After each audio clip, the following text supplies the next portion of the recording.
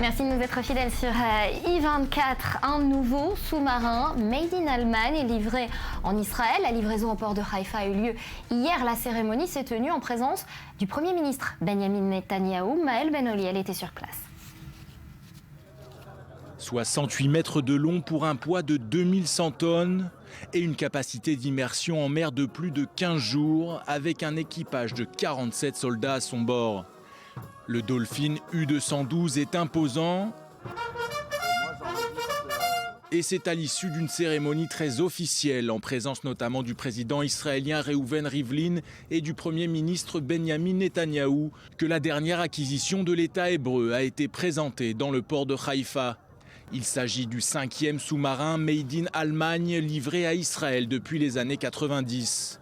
Une livraison qui intervient dans le cadre de la compensation financière de la Shoah due à l'État hébreu.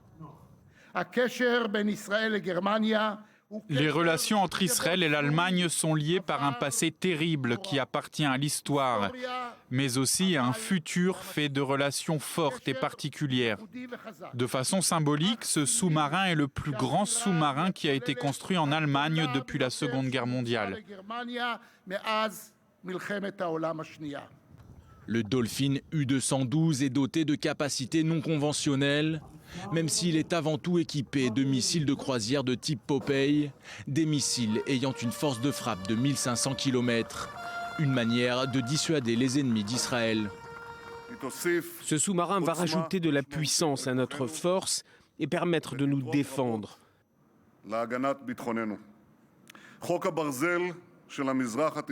La loi de fer qui régit le Moyen-Orient est très simple. Un État faible a du mal à survivre, alors qu'un État fort, en revanche, est capable de repousser ceux qui le menacent et assure son futur et sa sécurité.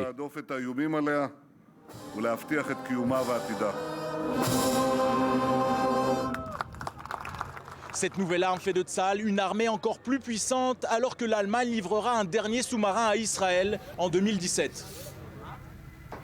Alors Maxime Pérez, bonjour. C'est quoi exactement ces compensations dont Maëlle Ben-Oli parlait dans son reportage? Alors il y a une dette morale, il faut savoir, de l'Allemagne envers Israël qui est due à l'histoire de la Seconde Guerre mondiale. Cette dette, elle s'est matérialisée en 1952 par un accord de compensation signé entre Jérusalem et Berlin, qui a vu Israël bénéficier d'abord d'une aide économique et ensuite d'une aide militaire. Et puis il y a eu un tournant. Ce tournant, il a eu lieu en 1991.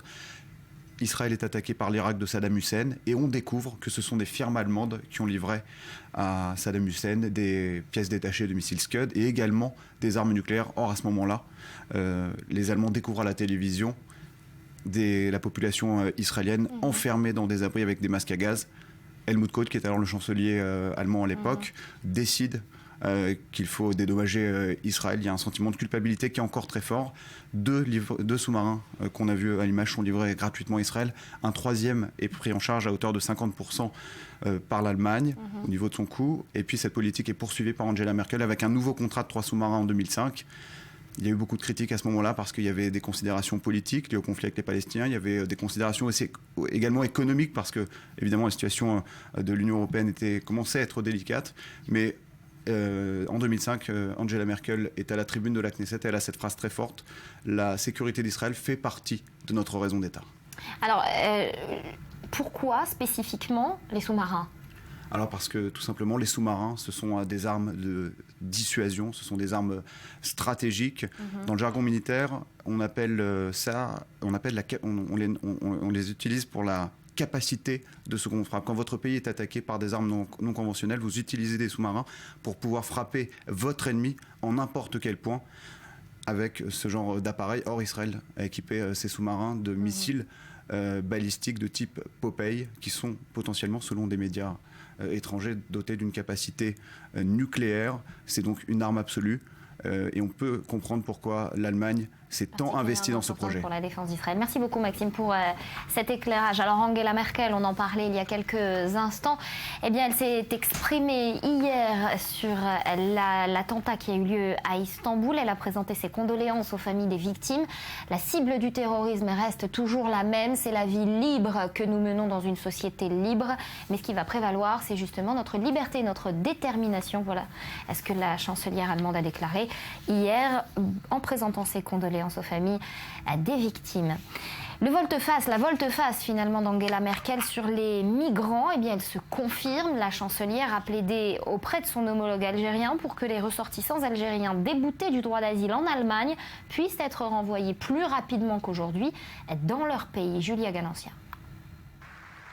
L'Allemagne durcit sa politique migratoire et certains disent déjà qu'il y aura un avant et un après Cologne. Les reconduites aux frontières des criminels étrangers vont être facilitées, une réforme décidée à la suite des agressions attribuées à des migrants le 31 décembre.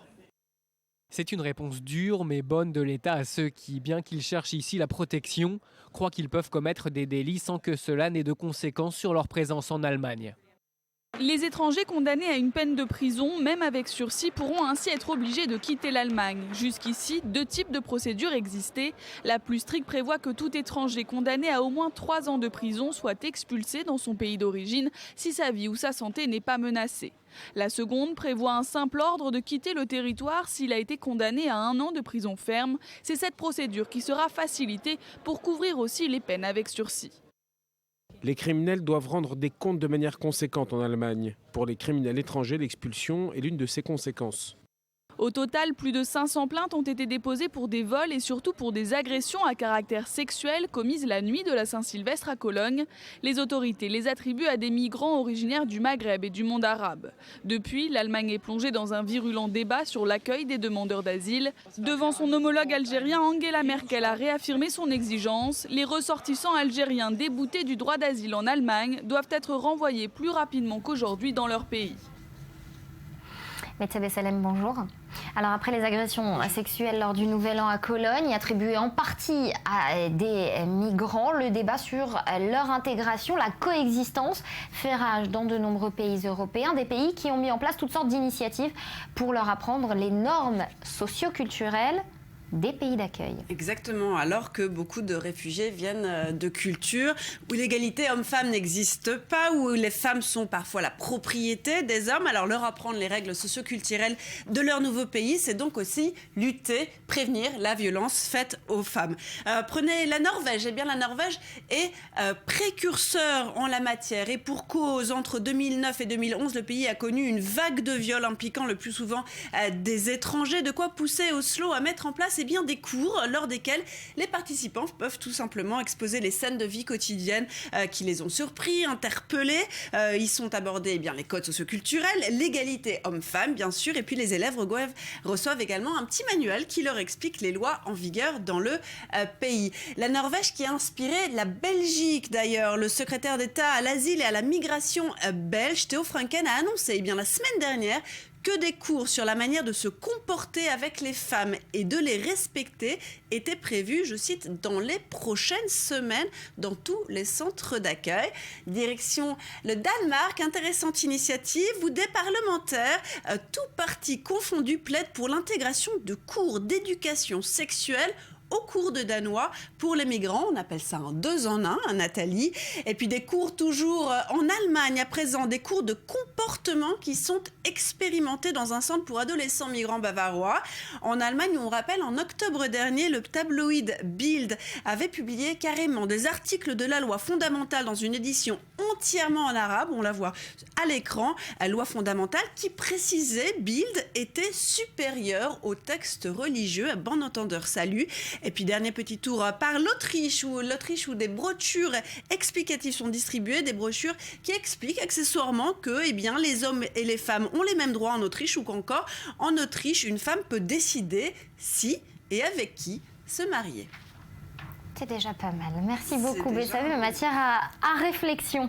En tout cas, alors vous étiez au Danemark, vous nous en avez parlé, on y reste. Le Parlement qui examine aujourd'hui une loi controversée. Le gouvernement souhaite saisir une sorte de taxe sur les objets apportés par les demandeurs d'asile et ainsi les décourager de venir dans le pays. Julia Ganancia. Le projet de loi est largement décrié. Il porte sur la saisie d'objets de valeur des demandeurs d'asile, des saisies qui devraient servir à payer leur séjour dans les centres d'accueil. L'objectif, dissuader les réfugiés de venir au Danemark. Abondamment commenté à l'étranger, ce projet de loi suscite encore de nombreuses réticences. Vous pourriez penser que ça donne une très mauvaise image du Danemark, je le pense. Je pense que c'est une manière honteuse de réagir à une crise migratoire historique. Mais je pense que le gouvernement danois est très content parce que le but principal de cette proposition est d'effrayer les réfugiés qui veulent demander l'asile au Danemark. Mesure de justice sociale pour les uns, taxe sur la misère pour les autres, le texte donne pouvoir aux policiers de saisir des biens que les demandeurs d'asile apportent avec eux afin de couvrir leurs besoins en alimentation et en hébergement. Les migrants concernés par la loi seront d'une certaine façon les plus riches, ceux qui posséderaient des biens d'une valeur de plus de 1 300 €. Les montres et les portables ne pourront pas être confisqués, tout comme les objets ayant une valeur affective comme les alliances ou des bijoux hérités. Pour certains, la mesure n'aura pas les effets attendus. Oui, j'ai entendu parler de ça, mais je ne pense pas que ce soit bien parce que beaucoup n'ont pas vraiment de biens de valeur ici. Ils dépensent presque tout pour venir ici au Danemark. Le Parlement danois doit débuter l'examen du projet de loi ce mercredi. Voilà, c'est le dossier d'aujourd'hui et puis des mois à venir, bien évidemment. Christian Mallard, nous sommes en ligne avec vous depuis Paris. Bonjour. Alors, on sait que les politiques européennes sont différentes face aux problèmes posés par l'immigration. Un exemple, l'Allemagne, l'Autriche envisagent de restreindre leur politique d'accueil. Est-ce que ça risque d'être suivi par d'autres pays ? Vous savez, vous parlez de l'Autriche, bien entendu, mais j'ajouterais qu'il y a quand même des pays qui sont très opposés à cette politique de migration.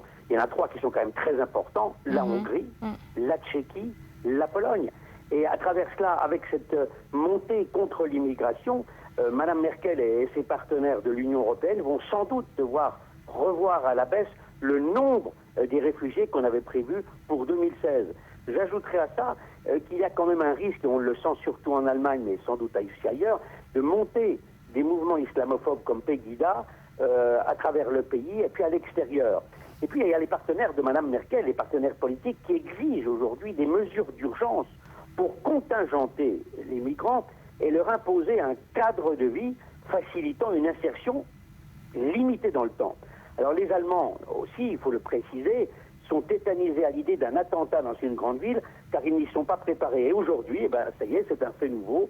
La population est convaincue qu'elle est aussi menacée comme ses voisins français et belges. Parce que naturellement, tout le monde sait à présent que parmi ces migrants, eh bien, il y a non seulement des délinquants, mais il y a aussi des terroristes. Et ça, c'est une vaste question à laquelle on n'a pas vraiment donné de réponse jusqu'à présent. Merci beaucoup, Christian, pour cet éclairage. On passe à un tout autre dossier. La France, à présent, est-elle à la veille d'un tournant majeur en matière de politique vaccinale? Le débat sur la fin de l'obligation de vacciner est lancé aujourd'hui. Les autorités sanitaires se trouvent donc acculées. Regardez. Renforcer la confiance, répondre à toutes les inquiétudes, à toutes les préoccupations concernant le vaccin. C'est l'objectif du grand débat public organisé par le gouvernement, prévu début mars. Marisol Touraine devrait pour l'occasion présenter un plan d'action de rénovation de la politique vaccinale. La ministre de la Santé s'inquiète de plusieurs phénomènes qu'elle qualifie de préoccupants, parmi lesquels la baisse du taux de couverture vaccinale contre la grippe, la résurgence régulière de cas de rougeole ou encore le très faible taux de vaccination contre le papillomavirus. Ce vaccin vise à prévenir le cancer du col de l'utérus. En France, seulement 17% des jeunes filles âgées de 9 à 14 ans se font vacciner, contre plus de 80% dans certains autres pays. Marisol Touraine déplore une désinformation autour de la vaccination. Au début du mois de mars, une plateforme internet sera mise en place pour recueillir les contributions du public, des professionnels, des associations et des institutions. Ces propositions seront ensuite analysées par un jury, puis soumises à un comité d'orientation. Un panel de nouvelles propositions devrait ensuite être présenté d'ici décembre 2016. Une réunion préliminaire avec les industriels sera organisée dans le courant du mois de janvier. Au programme, la lutte contre la pénurie de vaccins en pharmacie. Marisol Touraine a d'ores et déjà invité les laboratoires à constituer des stocks réservés à la France, sous peine de sanctions financières. Voilà donc pour l'essentiel de l'actualité. On va se quitter dans quelques instants pour un tout nouveau point sur l'actu juste après.